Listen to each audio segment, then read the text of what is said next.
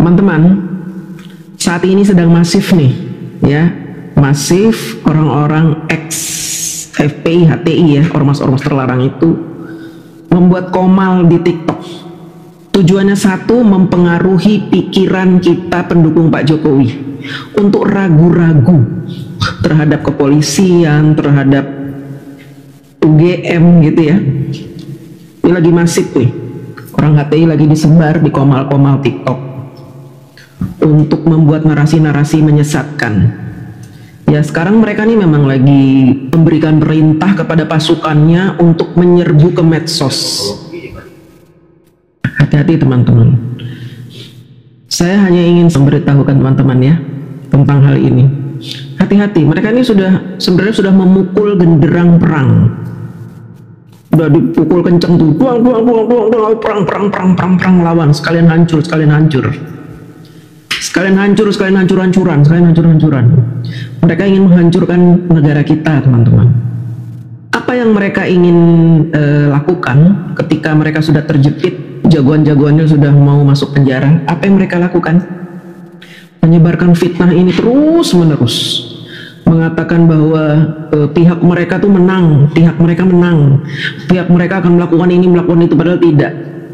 Teman-teman harus tahu ya, laporan TPUA sudah dihapus, tidak ada lagi laporan-laporan, sudah di SP3, dianggap gugur. Kenapa mereka sekarang memenuhi panggilan dari Bareskrim? Karena apa? Saat ini Bareskrim sedang menindaklanjuti laporan Bapak Jokowi. Laporan mereka tidak digubris. Nah, inilah makanya mereka terus mengabarkan, TPUA laporannya ya bohong, itu bohong. Dah, percaya sama saya, bohong itu. Jadi kalau ada mereka bilang, wah DJ sebar fitnah, buat apa saya sebar fitnah? Nggak ada gunanya, ya kan? Saya tidak memfitnah siapapun, tidak pernah ada nama-nama yang saya fitnah di medsos. Mana? Kalau mereka terus-menerus membuatkan meme-meme menjelek-jelekan Pak Jokowi, katanya tukang utang lah, inilah itulah, minta 3 periode lah. Fitnah itu saya bisa jelaskan bahwa itu fitnah, dan sudah saya jelaskan di video-video saya. Saya memfitnah siapa? Fitnah HTI.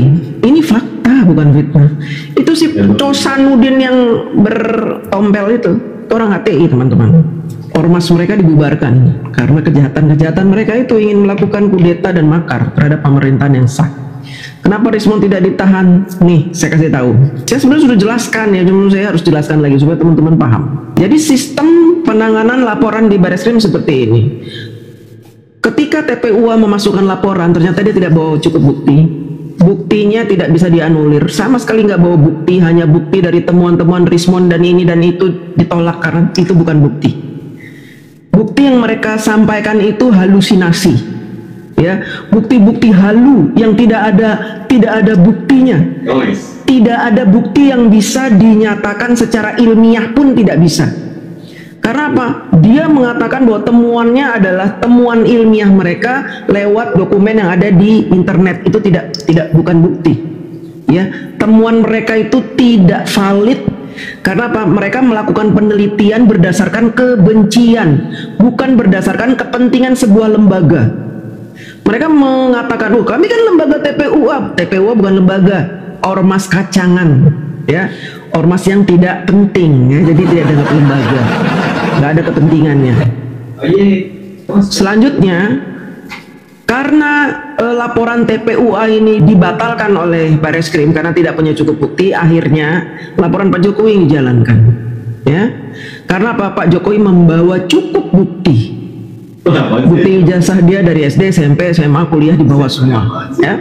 Bahkan surat nikah semua dibawa, lengkap dengan foto-foto semua dibawa, pokoknya selengkap-lengkapnya dibawa. Nah, akhirnya dijalankanlah laporan Pak Jokowi. Di laporan Pak Jokowi tidak disebutkan nama-nama si A, si B, si C, si D, enggak. Saya melaporkan Rismon, tidak. Saya melaporkan Dokter Tipa, tidak.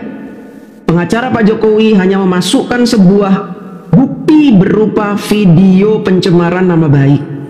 Videonya ada beberapa, tapi yang dipandang video ini penting yaitu video tanggal 26 Maret. di mana di situ ada wajahnya Rismon, ada wajahnya Tifa, ada wajahnya Roy Suryo, ada wajahnya pemilik podcast Sentana itu, dan lain-lain itu, termasuk Fadilah, ada semua di situ. Berdasarkan video itulah makanya Bareskrim memanggil orang-orang yang ada di video itu. Mereka dipanggil bukan sebagai tersangka, nggak bisa polisi ujuk-ujuk kamu tersangka, nggak bisa. Jadi tahapannya diselidiki dulu. Diselidiki dulu videonya, setelah diselidiki maka nanti akan muncul yang namanya bahan-bahan untuk barang itu, temuan hasil penyelidikan yang bisa menjerat seseorang atau memanggil seseorang untuk datang dimintai keterangan. Makanya karena di situ ada Tifa dipanggil, Fadilah dipanggil, si Sentana dipanggil, Abraham Samad dipanggil, si Rismon dipanggil. Apakah mereka langsung ditahan? Tidak, mereka melakukan BAP dulu. BAP ini untuk menguatkan dari video yang ditampilkan oleh pelapor, dikuatkan dengan BAP tadi. Nanti akan di cross check nih, bener nggak nih si Rismon ini, Rismon lagi ya, krisis moneter dong ya. Si Rismon ini bener nggak nih dia melecehkan Pak Jokowi di BAP tuh. Kamu ngapain tanggal 26? Kamu ngapain aja? Perkara ini kamu ngapain? Kamu ngapain? Utuhnya sudah banyak dari jam 10 pagi sampai jam 5 sore. Setelah selesai, oke ya, menurut keterangan kamu begini nih, bla bla bla bla bla bla bla, tanda tangan di atas materai, tanda tangan tuh si Rismon. Dengan tanda tangan, silakan Anda pulang, sudah selesai BAP-nya. Nah nanti keterangan si Rismon dengan bukti yang ada di video ini akan di cross check, bener nggak dia berbohong nggak nih si Rismon ini. Untuk cross checknya di mana? Nanti ada tahapan selanjutnya. Baru nanti akan ditetapkan mereka ini sebagai tersangka karena ternyata berbohong. Mereka berbohong tidak sesuai dengan bukti yang sudah dipegang oleh polisi ini, video ini. Kalau mereka sudah dinyatakan berbohong, mereka berdusta, mereka ngeyel, baru mereka akan dijerat dengan pasal-pasal seperti yang ada di laporannya Bapak Jokowi. Seperti itu. Jadi nggak langsung ditahan, ya, seperti itu. Ya. Ini nggak ditahan aja, mereka koar-koar di mana-mana. Tifa di BAP keluar-keluar udah mulai ngoceh, ngoceh. Cari ini bantuan ke HAM, cari begini ke dunia international court, dia minta bantuan ke internasional, pakai bahasa Inggris lagi, pakai bahasa ini baca dia. Ladies and gentlemen, nelan ludah ya. Harusnya nggak perlu baca dokter ya. Dokter masa bahasa Inggrisnya baca, katanya jago itu dia. Ini baca, nggak jelas. Ini nganggur, pengangguran berat itu, kelas berat. Selama ini kan, si Tifa itu menghina Pak Jokowi, katanya Pak Jokowi ngomong we walk the talk, not only talk the talk. Bisa nggak dia ngomong we walk the talk, not only talk the talk? Bisa nggak si Tifa itu? Ngerti nggak dia artinya we walk the talk, not only talk the talk? Ngerti nggak dia artinya Tifa? Saya rasa Tifa nggak ngerti artinya itu. Kalau orang kemarin aja baca undang-undang, tahu undang-undang. Kenapa nggak bilang aja constitution atau law gitu? Kenapa dia bilang undang-undang? Kenapa? Karena panik dia. Orang kalau nggak bisa bahasa Inggris ya begitu, sok nggak bisa ngomong bahasa Inggris, ditanya bingung. Udah gitu dia jumpa pers yang dia skenariokan. Jadi yang bertanya itu seolah-olah orang bule, padahal teman dia sendiri yang bertanya. Yang bertanya pun ngomong bahasa Inggrisnya ngawur, ya kan? Ngawur. Teman dia sendiri tuh bikin ini, disebar sendiri. Ketahuan lah kalau dia tuh tipu. Ciri-ciri orang-orang mereka itu apa? Mic-nya itu mic bulu. Nah itu ciri-cirinya tuh, mic bulu. Fenomenal sekali tuh mic-nya itu. Ada bulu-bulunya itu ya. Lama kayaknya nggak dicuci tuh bulunya, bakterinya banyak, dia ngomonginnya wah udah. Jadi masuk ke saraf, jadi bingung dia. Kayak orang peleng-pelengan itu ya, karena mic bulu ini kan bakteri. Amin Rais enggak Bu. Amin Rais itu tidak ada di video tanggal 26 Maret. Enggak ada Amin Rais, makanya Amin Rais nggak dipanggil. Perhatiin deh. Pokoknya yang pegang-pegang mic bulu ya mik dulu, udah mereka itu komplotan mereka itu, ya kelompok mereka komplotan pakai mik dulu dah itu bukan wartawan, bukan media, bukan apa, pokoknya mik dulu itu komplotan mereka itu dah. Saling, nggak ada saling mencaci, nggak ada yang mencaci, itu mereka membuat skenario tentang ijazah palsu, ya kan, terus caci maki, penipu lah Pak Jokowi begini begitu, yang caci maki mereka. Kalau kita mencaci maki apa? Enggak. Ya, mencaci maki apa? Enggak ada caci maki keluar dari mulut kita. Maaf aja. Saya nggak pernah mencaci maki.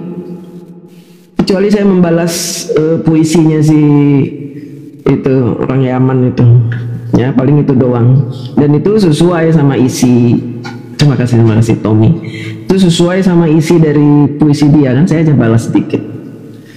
Itu mic itu ya saya perhatikan itu sudah ada sejak tahun 2019 kalau nggak salah, udah ada itu 19-20 itu udah mulai muncul mic dulu. Berarti orangnya itu aja, dia sengaja membuat rekaman itu, nanti mereka siarkan viralkan di YouTube, di Instagram, di X, di TikTok, mereka siarkan itu seolah-olah orang hebat diwawancara gitu. Siapa yang mau wawancara mereka? Nggak ada. Yang memasukkan mereka ke TV, coba perhatikan, ILC sekarang udah jarang. Siapa? Inews, hanya itu aja. Yang lainnya TV-TV lain juga udah males manggil mereka, gak penting soalnya mereka itu. HTI sudah bubar tapi orang-orang masih eksis. Betul Mas Ajis, betul itu. Saya hanya ingin memberi informasi seputar perang opini di medsos ini ya. Kubu mantan-mantan FPI HTI itu sudah mulai memukul genderang perang opini. Jadi sekarang mulai bermunculan YouTuber yang menyiarkan kebencian, TikToker yang membuka komal-komal, rata-rata memakai peci semuanya ya. Seolah-olah dia itu adalah ustadz, padahal dia bukan ustadz. Dia pakai peci, memang dia sudah dikasih peran-peran itu di TikTok. Kamu ya yang pegang di TikTok nih, karena TikTok tuh banyak sekali pendukung Pak Jokowi itu. Si Mulyono tuh banyak yang dukung di TikTok, jadi kamu pakai peci biar nanti pendukung Mulyono yang muslim itu nggak percaya sama Mulyono lagi ya. Pakai peci, kamu pakai peci ya, pakai peci. Kalau saya pakai panci aja, kalau saya pakai panci ya suka pakai peci. Kemudian mereka akan dengan santun akan ngomong, jadi kita akan melihat bahwa si Jokowi itu, aduh miris ya kita dengan Jokowi itu, karena dia kepala negara, ternyata dia ijazahnya palsu gitu kan. Dia kenapa ngomong dengan lemah lembut, ternyata ijazahnya palsu, dalam mulutnya penuh dengan ular berbisa. Padahal Bareskrim sudah menyatakan Jokowi ijazahnya asli, semuanya asli dan sudah match ya kan, asli sudah match. Tapi apa yang mereka katakan, miris ya, ternyata kita punya kepala negara selama ini 10 tahun yang memalsukan ijazah. Dengan lembut tuh ngomong, padahal beracun itu mulutnya ya. Teman-teman jangan dipercaya nih, pakai peci, nanti pakai jilbab ibu-ibu tuh. Ibu-ibu, aduh kita nih 10 tahun sudah bersabar dipimpin oleh seorang Mulyono, tapi ternyata dia ijazahnya palsu, membuat narasi-narasi seolah-olah memang benar ijazah Pak Jokowi palsu. Padahal itu adalah trik mereka untuk menghipnotis penontonnya. Ini yang dinamakan dengan hypno narration ya, narasi-narasi yang menghipnotis pendengarnya. Oh emang Pak Jokowi ijazahnya palsu ya? Orang jadi bertanya-tanya gitu, emang palsu ya Pak Jokowi ijazahnya ya? Apalagi orang-orang awam gitu yang tidak mendengar berita. Hah? Pak Jokowi ijazahnya palsu ya? Astagfirullahaladzim, Pak Jokowi ijazahnya palsu ya? Astagfirullahaladzim. Pada begitu mereka berharap akan muncul orang-orang seperti itu dengan narasi-narasi yang menghipnotis. Selama ini kita sudah percaya dengan Bapak Jokowi, tapi ternyata miris sekali, ternyata Pak Jokowi memalsukan ijazah itu. Aduh, nggak habis pikir ya. Seorang pejabat tinggi yang dicintai banyak rakyat, ternyata ijazahnya palsu. Miris saya. Itu dia, itu adalah salah satu hipnotis teman-teman. Ilmu gendam lewat media sosial. Biasanya orangnya pakai topi, peci, ngaku-ngaku ustadz. Tadi saya naik ke Komalnya, saya naik langsung saya bilang begini, hei kamu HTI ya? Bacot kamu, HTI kamu? Hah? HTI kamu? Kamu nyebar fitnah? Ngaku aja kalau kamu HTI, jangan nyebar fitnah kamu. Turunin Pak Ustadz, turunin Pak Ustadz, turunin Pak Ustadz. Langsung diturunin saya. Wah kacau nih, ada yang bongkar rahasia kita nih. Padahal kalau dia berani debat dengan saya jamin dia akan malu. Langsung ditutup pecinya ke mukanya tuh, saya jamin itu. Cuma sayang dia nurunin saya. Kalau dia memang benar-benar orang benar, tidak mungkin dia nurunin saya, nggak mungkin. Dia pasti berani berbicara. Kalau memang dia ustadz loh. Ustadz itu kan benar, masa takut sama ibu-ibu? Jangan didengerin omongan-omongan orang seperti itu ya. Sekarang lagi mereka masif menyebarkan.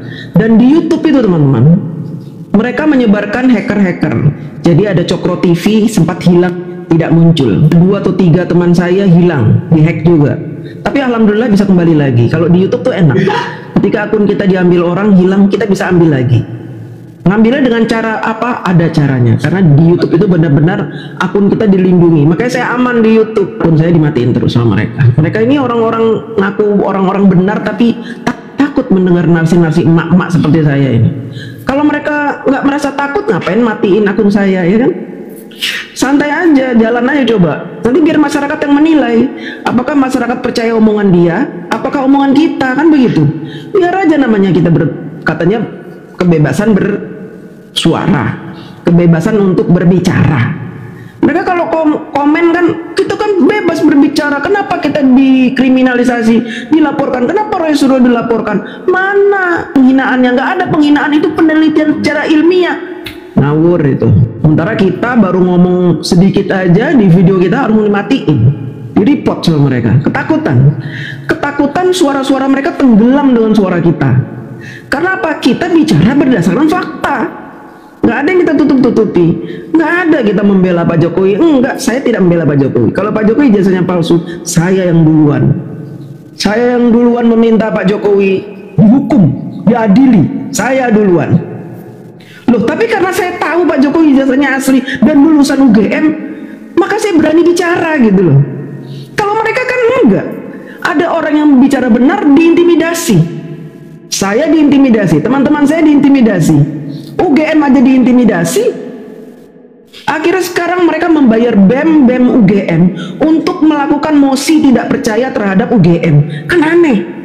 Ada artis juga yang anaknya diterima di UGM, tiba-tiba bikin postingan UGM tidak lagi netral, tidak lagi bisa dipercaya. Itu kan keterlaluan itu. Ada orang bicara kebenaran dibungkam. Lembaga UGM ini lembaga yang punya kredibilitas. Ketika dia menyatakan ijazah Pak Jokowi asli, ya sudah. Kenapa harus dibungkam UGM? Kenapa harus difitnah UGM-nya? Orang bicara benar kok. Kenapa harus difitnah? Tapi mereka merasa bahwa mereka dikriminalisasi, padahal mereka yang memfitnah. Dibolak-balik semuanya teman-teman. Dan akun-akun kita memang diserang terus sama mereka. Mereka nggak suka kalau ada orang benar bicara. Kalau mau adil, mereka silahkan bicara fitnah, silahkan. Tapi jangan bungkam suara saya. Yang untuk meluruskan, jangan dibungkam dong. Biar rakyat menilai. Mana nih yang benar? Kalian kelompok EPI HTI atau kami ini? Kelompok yang cinta NKRI. Yang mana yang benar? Kalian bilang, oh saya juga cinta NKRI. Cinta apa? Negara sedang bagus-bagusnya. Swasembada pangan sudah terjadi di negara kita. Bahkan kalian tidak mendengar kalau negara kita sudah surplus beras. Bahkan kita akan ekspor ke luar negeri beras kita. Nggak dengar kan? Nggak dengar kan? Gara-gara isu ini kalian ditulikan oleh berita-berita yang nggak penting. Sampai-sampai kalian tidak mendengar bahwa Indonesia ini sudah hebat, sudah swasembada pangan. Jagung kita melimpah, beras melimpah. Kita sekarang sudah swasembada ayam dan telur. Telur kita sudah melimpah. Ayam, produksi daging ayam sudah melimpah. Sapi melimpah ruah.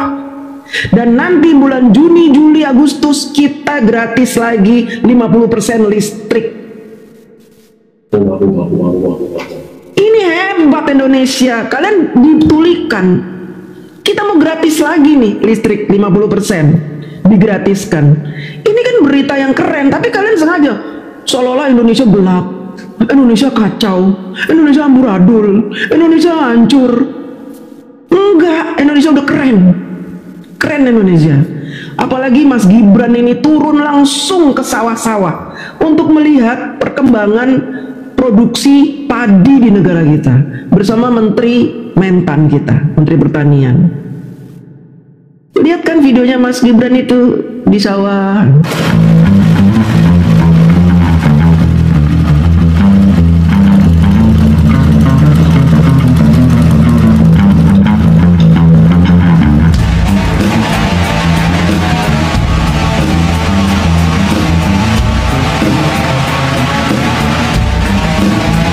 Jadi Pak Menteri ini nggak pernah di kantor, selalu di sawah. Bapak Ibu, tadi saya tanya beberapa, kalau di sini pupuknya udah nggak bermasalah ya? Pupuknya aman ya? Pupuk aman.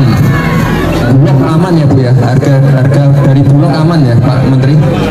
Aman semua ya? Tadi saya lihat beberapa masih mengeluhkan masalah pengairan ya, air ya.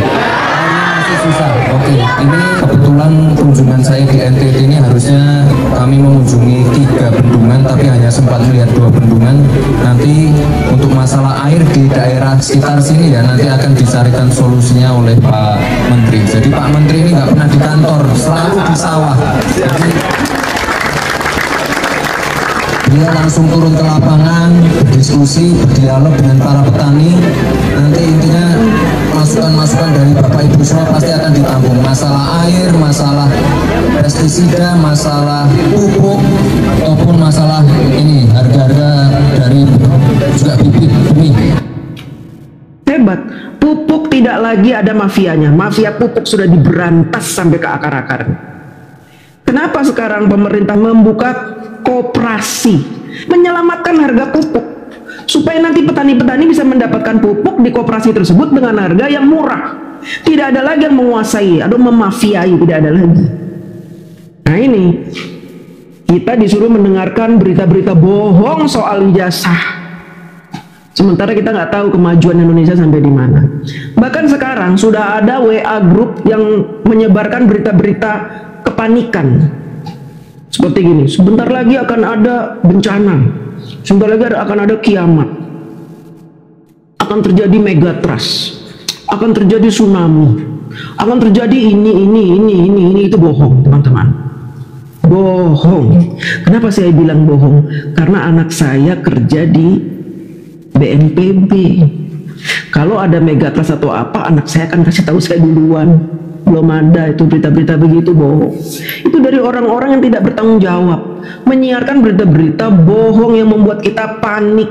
Kenapa mereka menyebarkan berita kepanikan ini? Nih, strategi mereka akan bikin kita panik dulu nih. Terutama orang-orang awam yang tidak pernah mendengarkan berita-berita yang benar. Mereka akan panik. Waduh, mau ada ini, kita harus stok ini, kita harus begini nih, panik, bingung, mau ngapain bingung. Nanti kalau semua orang sudah panik, akhirnya apa? Dari orang kecil panik, orang menengah, orang atas sudah pada panik semua nih. Bisa-bisa nanti ekonomi kita hancur. Karena apa? Orang-orang kaya akan membelanjakan duitnya untuk mengeruk semua barang-barang di stok di rumahnya. Akhirnya barang-barang langka. Kalau udah langka, mereka bisa masuk menyerbu tuh orang-orang FPIT itu, ya. Nah itu mereka udah mulai tuh melakukan hal yang bikin kita jadi kocar kacir. Tuh mereka begitu. Makanya kenapa Pak Prabowo tidak ikut campur masalah ijazah palsu? Karena Pak Prabowo tidak mau ngurusin itu. Itu bukan masalah negara. Pak Prabowo fokus mensejahterakan rakyat, fokus menjual hasil bumi kita keluar, untungnya buat dibagikan kepada rakyat. Fokus untuk hilirisasi, supaya apa? Supaya nanti negara kita ada untungnya, bisa membayar hutang dan kesejahteraan buat rakyat meningkat.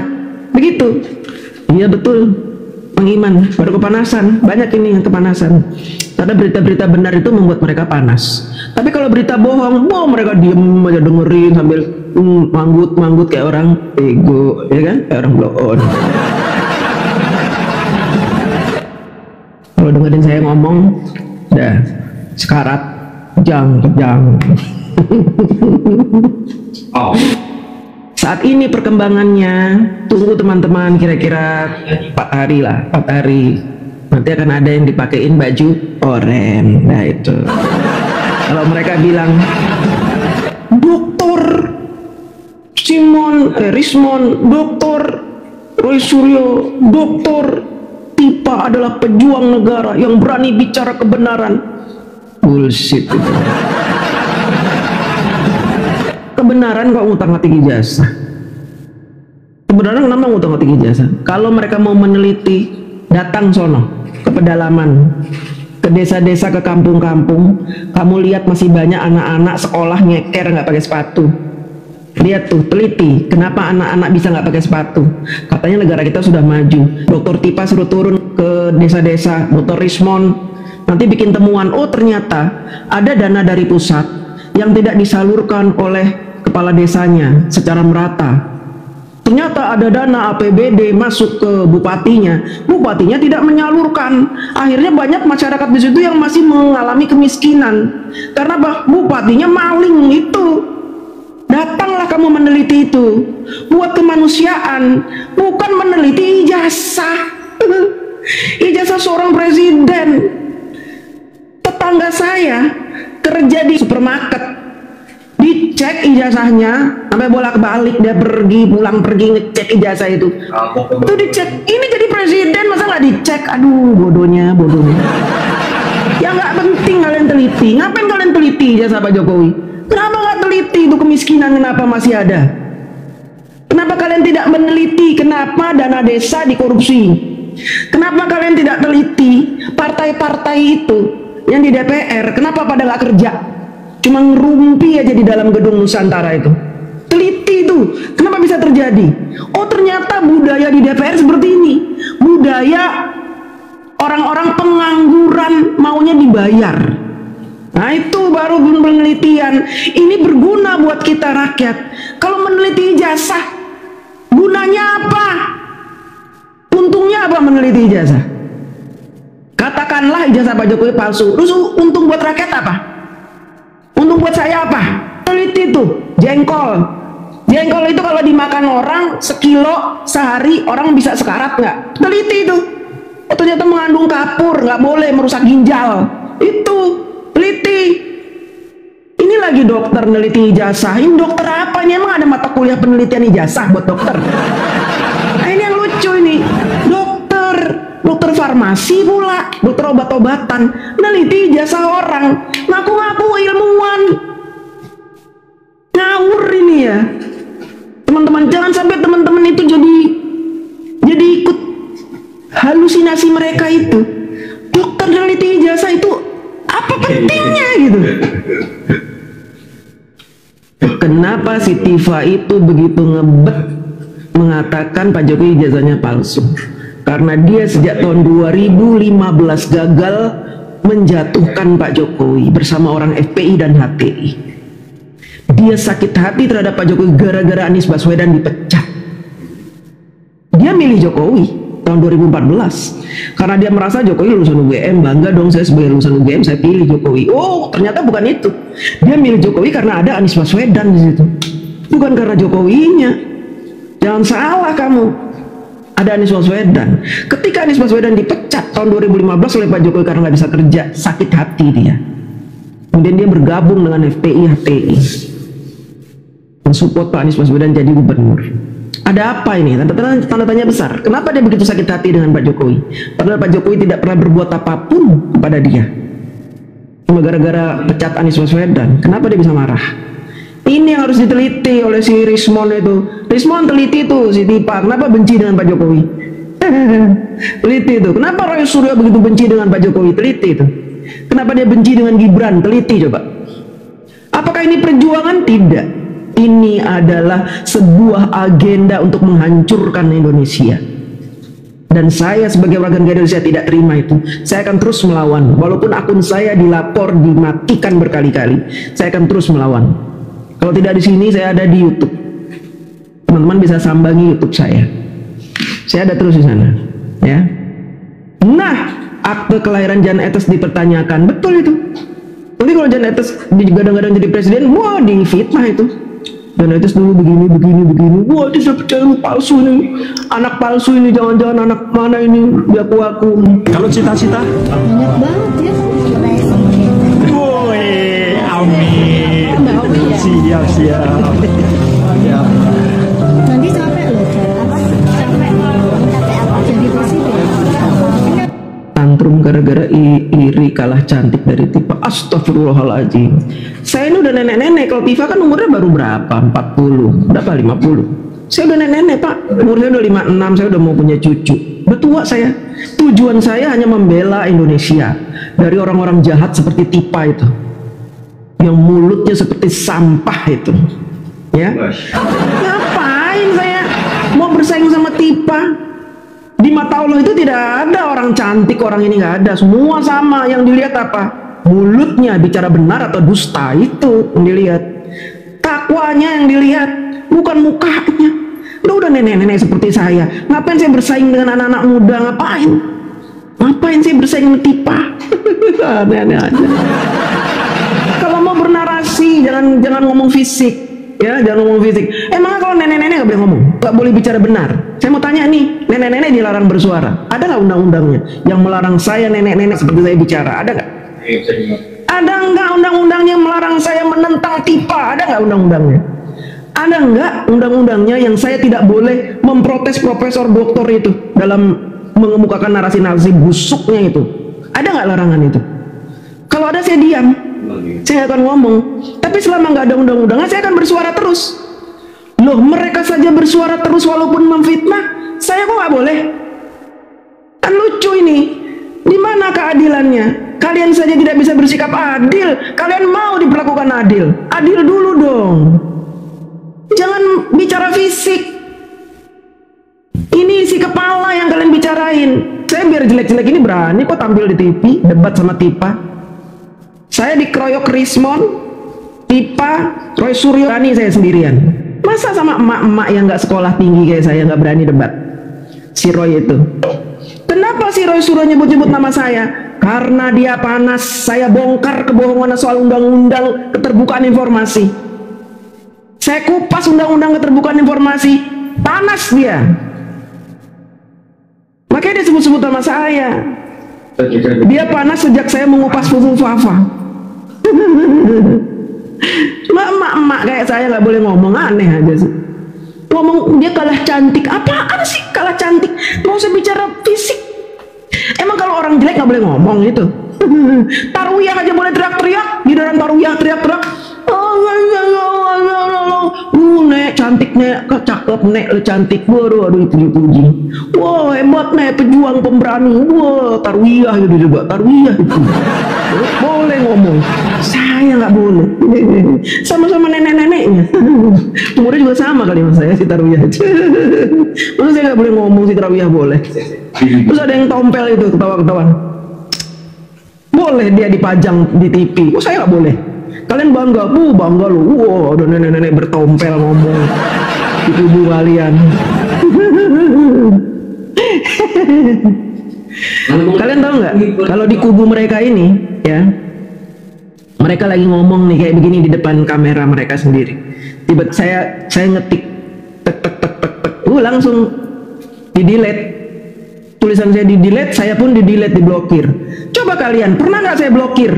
Mau ngata-ngatain saya kayak mau ngapain, nggak pernah saya blokir. Karena apa? Saya pingin kalian mendengar sesuatu yang mungkin bisa mengubah hati kalian. Yang tadinya sesat menjadi paling nggak kalian bener juga sih kata di DJ ini ya gitu. Paling nggak itu. Makanya saya nggak pernah blokir biar kalian mendengarkan kata-kata saya. Silakan saja mau ngata-ngatain saya apalah, aura penipu lah apa, silakan. Bebas ya. Kan kalian Tuhan, merasa menjadi Tuhan. Saya cuma ingin menjalankan perintah dari Tuhan saya untuk apa? Berkata benar. Kalau ada yang bengkok-bengkok, saya luruskan itu. Saya dapat tugas itu. Makanya kalian panas kalau dengerin saya ngomong. Panaslah. Katakanlah itu benar, itu hak, sekalipun itu rasanya pahit buat orang lain. Nah itu. Kalau udah pahit, saya diserang oleh kata caci maki ya sudah, itu resiko ketika saya bicara kebenaran saya dicaci maki itu dari situ. Tipu sudah dipanggil, si Roy sudah dipanggil, Rismon sudah dipanggil, Abraham Samad sudah dipanggil cuma nggak nongol, nggak berani hadir. Yang pemilik Sentana sudah dipanggil, kalau sudah selesai diklarifikasi nanti akan dilanjutkan ke tahap berikutnya, menentukan apakah mereka menjadi tersangka atau hanya sebagai saksi. Karena ini akan dilanjutkan ke meja hijau sampai ke pengadilan, sampai diputuskan berapa tahun mereka mendapatkan hukuman. Biarkan mereka mendekam di penjara selama jaksa memutuskan berapa. Jangan dikasih ampun karena orang-orang seperti itu tidak layak hidup bebas di negeri ini. Mereka hanya ingin membuat kerusuhan, kekacauan, menyebarkan berita-berita bohong seolah-olah mereka ini pejuang, padahal mereka itu hanya pengais rejeki dari berita-berita fitnah yang mereka sebarkan. Mereka ini dibayar besar. Tahun 2014 Ali Ngabalin pernah bersatu dengan mereka ini.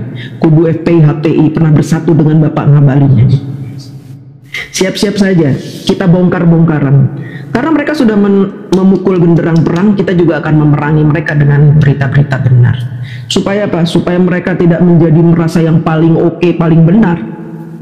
Karena ternyata ada juga orang yang tahu siapa mereka itu. Jangan kalian pikir Pak Jokowi ini banyak pembencinya, tidak.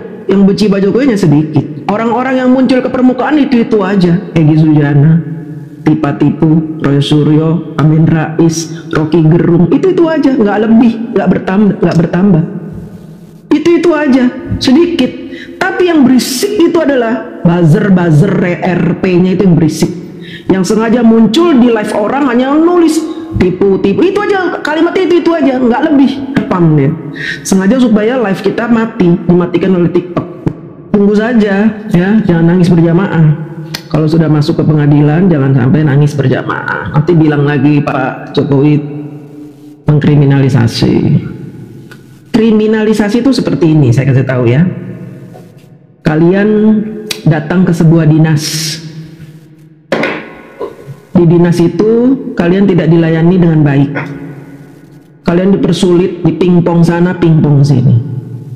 Kemudian kalian bikin dokumentasi pembuktian bahwa kalian itu dipersulit, birokrasinya berbelit-belit. Kalian bicara di situ, kalian sebarkan lewat YouTube, Instagram, Twitter, TikTok. Kemudian kalian ditangkap polisi, itu namanya kriminalisasi. Ya. Karena kalian berada di posisi yang benar. Harusnya seorang yang bertugas di dinas-dinas itu melayani rakyat dengan baik. Mereka dibayar melalui pajak rakyat. Harusnya mereka melayani rakyat dengan baik, karena rakyat itu adalah majikan mereka. Kalau ada rakyat yang tidak terima lalu mendokumentasikannya, membuat video dan disebarkan, kemudian kalian itu dipenjara oleh dinas itu kriminalisasi. Sementara Pak Jokowi sudah pensiun, duduk manis di rumahnya, tiba-tiba ijazahnya diobrak-abrik sama orang yang membenci beliau. Yang notabene orang-orang yang mengatakan Pak Jokowi ijazahnya palsu itu adalah orang-orang yang sakit hati dengan Pak Jokowi. Roy Suryo pernah dipenjara gara-gara membuat sebuah gambar stupa berwajah Pak Jokowi yang dibikin sejelek-jeleknya itu. Kemudian Roy Suryo dilaporkan oleh komunitas Buddha karena sudah menghina stupa Buddha. Sakit hati Roy Suryo itu. Makanya dia mati-matian ini untuk membuat Pak Jokowi ini benar-benar tercemar namanya. Membuat skenario tipu-tipuan, bohong-bohongan. Pertama yang diserang Gibran, gagal Fufu Fafa karena ada DJ anak jenderal yang mengupas Fufu Fafa, dia gagal. Dia serang bapaknya dengan ijazah palsu. Makanya dia sebut-sebut nama saya, DJ anak kopral, DJ anak kopral, DJ anak kopral. Sudah mau jam 12. Insya Allah besok kita ketemu lagi ya. Pesan di akhir live saya ini, jangan terpengaruh oleh berita-berita yang disampaikan oleh orang-orang yang ngaku ustadz, ngaku ustazah, bikin podcast atau video-video Menyudutkan Pak Jokowi jangan percaya. Mereka yang membenci Pak Jokowi adalah musuh negara, udah pasti. Mereka kaki tangan mafia yang selama ini ditutup lubang-lubangnya oleh Pak Jokowi melalui undang-undang. Mereka akan melakukan berbagai dalih untuk menyebut Pak Jokowi ini diktator, mengkriminalisasi Pak Jokowi ini bla bla bla bla. Padahal mereka yang melakukan kejahatan, tapi Pak Jokowi yang dituduh. Pembenci Pak Jokowi semuanya bajingan. Terima kasih. Assalamualaikum warahmatullahi wabarakatuh.